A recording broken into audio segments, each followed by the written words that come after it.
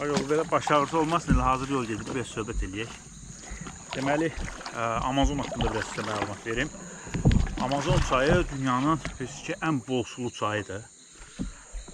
Və təxminən 4000 kilometr uzunluğunda olan bir çaydır. Düşünün ki, 4000 kilometrin 1000 kilometr düşür Perunun payına, 3000 kilometrdə düşür Braziliyan payına. O qədər uzun bir çaydır və dünyanın dediyim kimi ən bol su çayıdır ki, 4000 kilometr, yəni düşünün ki, nə qədər eləyir? Avropanın tamamından daha uzun bir məsafədir.